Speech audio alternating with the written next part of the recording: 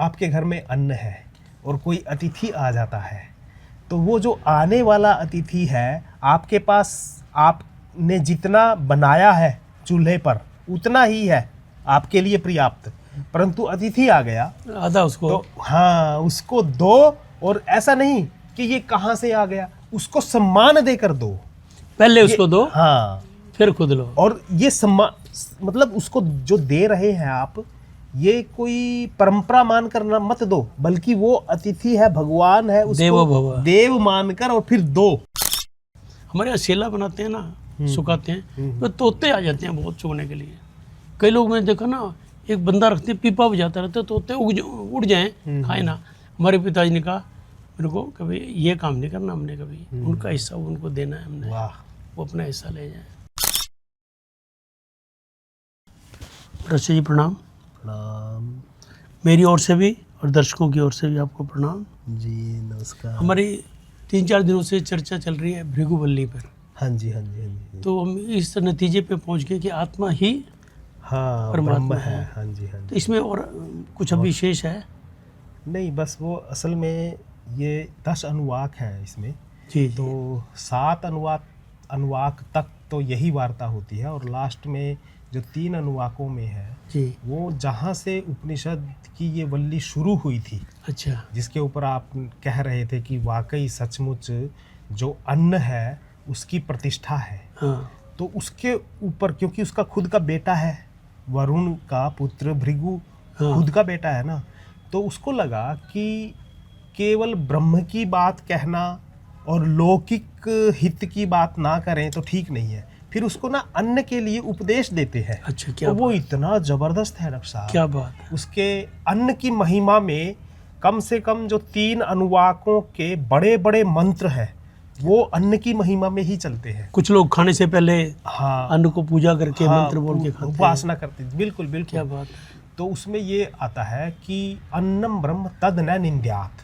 तद न निंद्यात मतलब कभी भी उसकी निंदा मत करो। पहले क्या सोच रहे थे हम कि जब भृगु ने कहा कि अन्न ब्रह्म है तो वरुण उसको मोहर नहीं लगाते, हाँ पर इसमें जब वो समझाते हैं तब वो सचमुच बोलते हैं कि अन्न ब्रह्म है, और इतना ही नहीं, यदि जो ब्रह्म है तो वो उपास्य है, और जो उपास्य है कभी भी उसकी निंदा नहीं करनी चाहिए, अनादर नहीं करना अनादर चाहिए। नहीं करना चाहिए। लेकिन प्राचार्य जी सचमुच आपकी बात तो रोचक है, लेकिन आज के संदर्भ में हाँ जी, अन्न का बहुत अनादर हो रहा है। हाँ बिल्कुल, ब्याह शादी में देखो आप हाँ कितनी आइटमें बनती है, लोग भरते हैं प्लेट छोड़ देते हैं। बिल्कुल। मेरे को, मैं अपने जीवन से जुड़ी एक बात बताऊं, ऐसे वैसे गुस्ताखी, मैं बहुत छोटा रहा हूँगा, माँ ने मेरे को समझाया था, बेटा जो भी सामने है ना उसको निचकार के खा लेना, ये ना देखना ये क्या है वो क्या है, जो भी सामने है ना खाने की वस्तु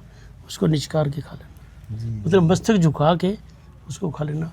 और वो मेरे दिल में ऐसा बैठा, घिया बने, तोरी बने, टिंडे बने, पनीर बने, कुछ भी बने, ये बने, कचरी के साथ रोटी खानी पड़े, चटनी के साथ रोटी खानी पड़े, लस्सी के साथ, मेरे मन में माँ की वही बात याद है ना, अन्न देवता है इसका अनादर नहीं करना। लेकिन आज की दुनिया में देखो, हाँ, ये तो फर्क झूठा छोड़ना अलग है, ऐसे समझते हैं आजकल के बच्चे, जैसे क्या है, क्या हो गया, कितने पैसे लगेंगे, कोई बात नहीं, 100-200 रुपये लगे ना, पैसे की बात नहीं है, पैसे से अन्न नहीं उत्पन्न होता, अन्न पे बहुत मेहनत लगती है। बिल्कुल बिल्कुल, इसीलिए अन्न की महिमा जो है ना, हाँ जी, हाँ जी, ये इसमें ऐसी है बिल्कुल।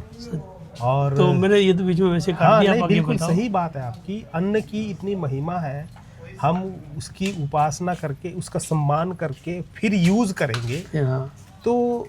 और दूसरा लॉजिकली समझाने की ऋषि की ये वरुण की भृगु को ये बताते हैं कि जो हर एक वस्तु का कुछ ना कुछ अन्न है, जैसे ये सूर्य है, चंद्रमा है, ये सब चीज़ें हैं, इनके अंदर को जो दीप्त कर रहा है, सूर्य को क्या दीप्त कर रहा है, उसकी किरण, वो उसका अन्न है।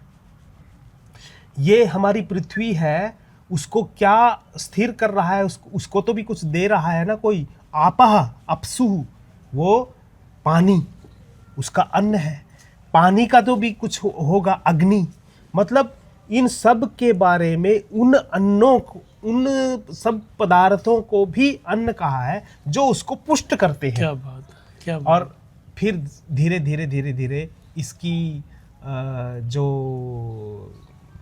अन्न की जो हम, क्योंकि उनके अन्न तो वो हो गए, अलग अलग पदार्थों के दूसरे अन्न हो गए, परंतु जो हमारी खेती, हमारी वनस्पति, हम तो उसी को अन्न मानते हैं। उससे जो मिल रहा है और जो मुझे वो पुष्ट कर रहा है, उसकी महिमा, मतलब कि जितनी भी औषधियां हैं, जितनी भी वनस्पतियां हैं, उसकी महिमा अन्न ब्रह्म कहकर ऋषि स्थापित करते हैं, क्या बात। ताकि भृगु के जीवन में उनके प्रति सम्मान की भावना बनी रहे।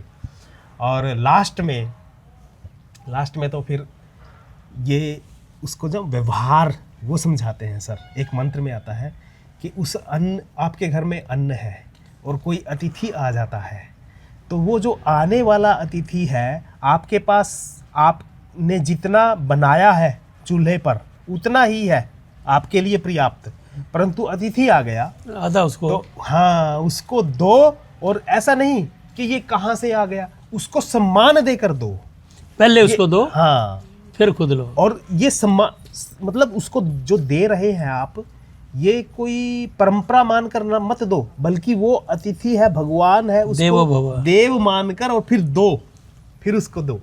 तो ये मतलब मैं तो ये सोचता हूँ कि फिलोसॉफिकल बिल्कुल ऐसी बातें चल रही थी, बड़ी जो मन को और बुद्धि को उद्वेलित कर रही हैं, और फिर उसमें से ये लौकिक बात भी कर रहे हैं ऋषि, और वो इसीलिए कर रहे हैं। फिर ध्यान आया कि वाकई मेरा बेटा, क्योंकि संबंध तो पुत्र का है ना, वो अच्छा व्यवहारिक बने, इसलिए उसके जीवन में ये नैतिकता भी आए, परोसी जानी चाहिए।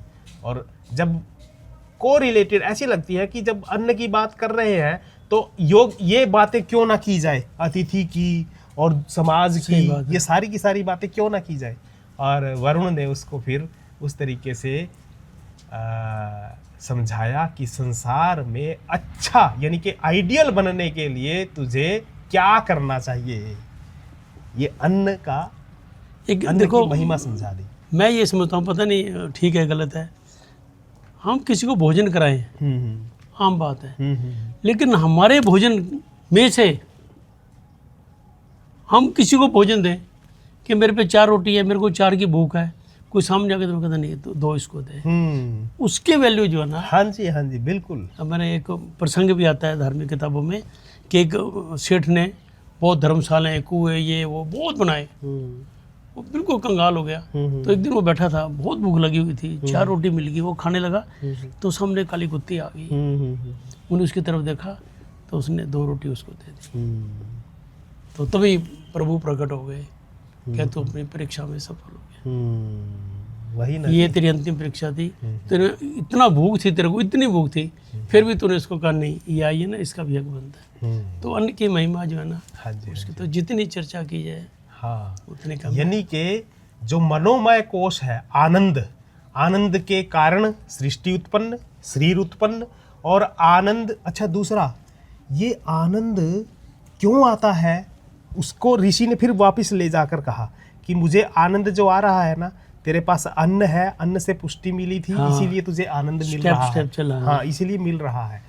तो फिर ना सभी इंद्रियों के आनंद की बात करते हैं कि आंखों को आनंद कब आएगा, जब उसका अन्न उसको मिलेगा, दृश्य, ऐसा उसका, दृश्य, हाँ उसका, हर एक को अपना अपना हिस्सा मिलेगा। तो हर एक इंद्री का अन्न, जैसे हमारी कर्मेंद्रियां हैं, पंच ज्ञानेंद्रियां हैं, सबके अन्न, उनके सब्जेक्ट, ऑब्जेक्ट, वो सभी की सभी बातें करके, और फिर लास्ट में बोलते हैं ब्रह्म, अन्न ही सर्वोपरि है सब उनमें, तो अन्न की कभी भी निंदा ना करे, तद न निंद्या।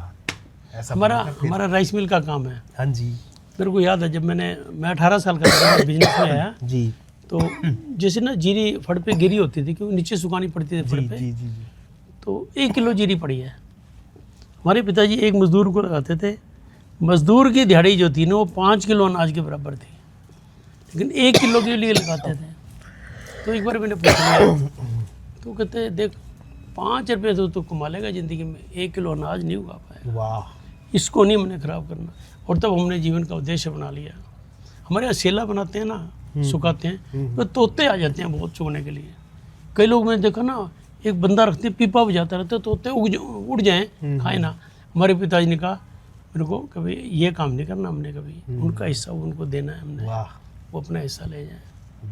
तो ये बातें जो ना, ये आपकी बात सुन के आज रिलेट हुआ कि ये तो बिल्कुल उन लोगों को ये व्यवहारिक ज्ञान था, बिल्कुल ज्ञान की क्या महिमा है। बिल्कुल और आपने आज मुझे भी वो बता दिया याद आ कि मेरे को याद आ गया कि उन्होंने जो कहा था ना, माँ ने या पिताजी ने, उसका ये कारण रहा होगा। जी जी सर आपका बहुत बहुत धन्यवाद। धन्यवाद।